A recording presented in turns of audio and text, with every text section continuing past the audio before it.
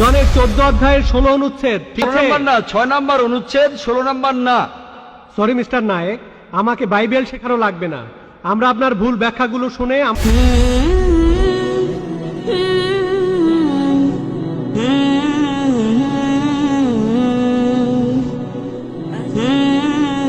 Doctor Zakir Naik, আমার নাম Jerry Thomas.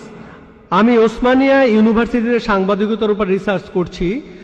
আপনার কাছে আমার প্রশ্ন, এখন আপনি অন্য ধর্মগ্রন্থের কথাও বললেন, আপনি বাইবেলের কথাও বললেন, কিন্তু বাইবেল বলছে যে যীশু খ্রিস্টকে বিশ্বাস করে না সে খ্রিস্ট বিরোধীদের দলে সামিল হয়। এখানে আপনার বক্তব্যটা কি? ভাই, আপনি প্রশ্ন করলেন যে ঈসা আলাইহিস সালামকে অস্বীকার করবে সে নরকে যাবে। আপনি বললেন এই কথা, আমি আপনার সঙ্গে একমত। সেই মুসলিম আসলে মুসলিম না যে ঈসা আলাইহিস সালামকে বিশ্বাস করে না। আমরা এখানে বলি আলাইহিস সালাম, আপনি শুধু বললেন যিশু। আমি পারি না, আমাকে বলতে হবে আলাইহিস সালাম যদি ইসলামের প্রতিনিধিত্ব করি। যদি আমি এই আলাইহিস সালাম শব্দটা না বলি আমাকে বের করে দেওয়া হবে। অনভিজ্ঞ লোক এটা করতে পারে, আমাকে বলতেই হবে আলাইহিস সালাম। তাহলে সেই মুসলিম আসলে মুসলিম না যে ঈসা আলাইহিস সালামকে বিশ্বাস করে না। আমরা মানি যে ঈসা আলাইহিস সালাম হচ্ছেন আল্লাহ সুবহানাহু ওয়া তাআলার প্রেরিত রাসূল। বিশ্বাস করি তিনি অলৌকিকভাবে জন্মেছিলেন কোনো পুরুষের হস্তক্ষেপ ছাড়াই, যেটা অনেক আধুনিক খ্রিস্টানি বিশ্বাস করে না। আমরা মানি যে তিনি আল্লাহর আদেশে মৃত মানুষকে জীবিত করেছিলেন। আমরা মানি যে তিনি আল্লাহর আদেশে জন্মান্ধর কুষ্ঠরোগীদের সুস্থ করেছিলেন। মুসলিম আর খ্রিস্টানরা এখানে এক। তবে আমি জানি আপনি কি বোঝাচ্ছেন। আপনি যখন বললেন যীশু খ্রিস্টকে বিশ্বাস করা, তার মানে কি বুঝিয়েছেন? যে তিনি ঈশ্বর, তাই না? ওনার মাইক্রোফোনটা অন করেন। যিশুকে বিশ্বাস করা বলতে কি বোঝাচ্ছেন? নবী হিসেবে বিশ্বাস করা? যিশুর এই কথাটা বিশ্বাস করি, আমি সত্য আর জীবনের একমাত্র পথ। এ কথার মানে কি? এর মানে যীশু খ্রিস্ট হলেন ঈশ্বর। ভাই এবারে বাইবেলের উদ্ধৃতি দিলেন। জনে আছে এই কথাটা। আমি আপনাকে রেফারেন্সটা বলছি, রেফারেন্সটা আমি বলছি, সমস্যা নেই। রেফারেন্সটা কি? জনের 14 নম্বর অধ্যায়, আপনিই বললেন। অনুচ্ছেদ? আমাকে বাইবেল দেখে বলতে হবে। জনের 14 অধ্যায়ের 16 অনুচ্ছেদ, ঠিক আছে? 16 নম্বর না, 6 নম্বর অনুচ্ছেদ, 16 নম্বর না। সরি মিস্টার নায়েক, আমাকে বাইবেল শেখানো লাগবে না। আমরা আপনার ভুল ব্যাখ্যাগুলো শুনে আমাদের ওয়েবসাইটে সেটার উত্তর দেব। ভালো কথা। ভাই, আপনি উদ্ধৃতি দিচ্ছেন, আপনার ব্যাগে তো বাইবেল আছে, তাই না? ব্যাগ থেকে বাইবেলটা বের করে দেখেন। এটা গসপেল অফ জনের 14 নম্বর অধ্যায় 6 নম্বর অনুচ্ছেদ, 16 নম্বর না।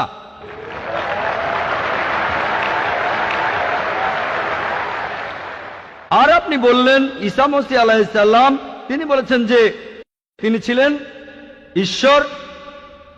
আপনার প্রশ্নতে পরে আসছি, প্রশ্নের উত্তরটা দেওয়ার আগে আমি একটা কথা বলে নিই। আমি বাইবেল পড়েছি, গোটা বাইবেলের মধ্যে পরিষ্কারভাবে বলা এমন একটা কথাও নেই যেখানে যিশু বা ঈসা আলাইহিস সালাম নিজে বলেছেন আমি ঈশ্বর আর আমার উপাসনা করো।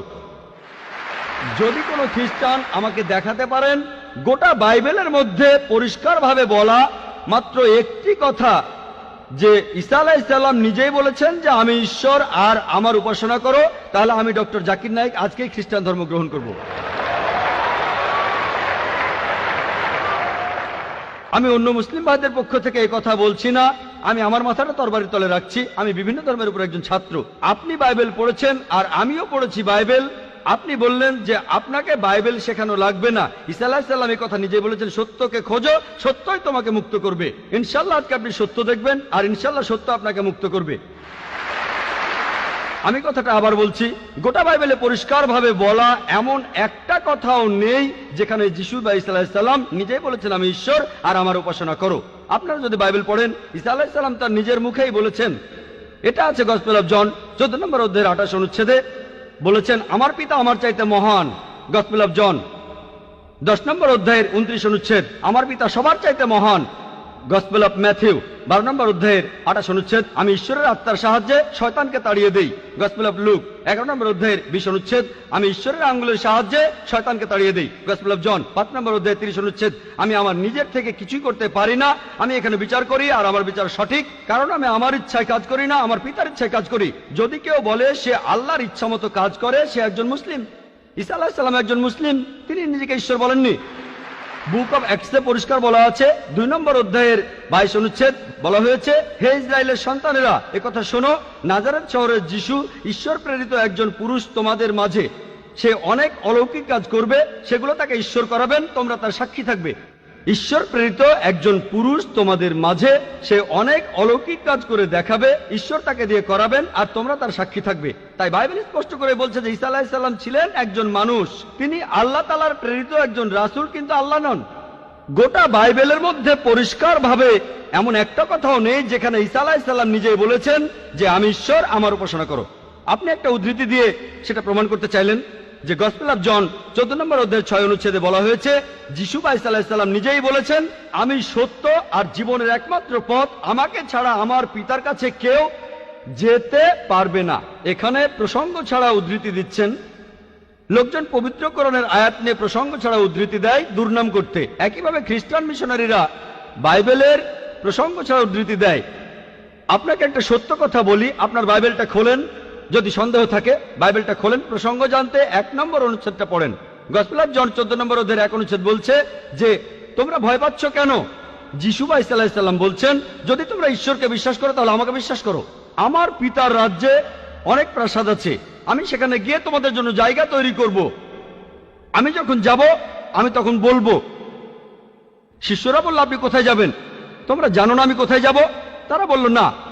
তখন শিষ্যরা বলল যে আমাদের পথ দেখান, আপনি যেখানে যাবেন। তখন যিশু ঈসা আলাইহিস সালাম বললেন আমি সত্য আর জীবনের একমাত্র পথ।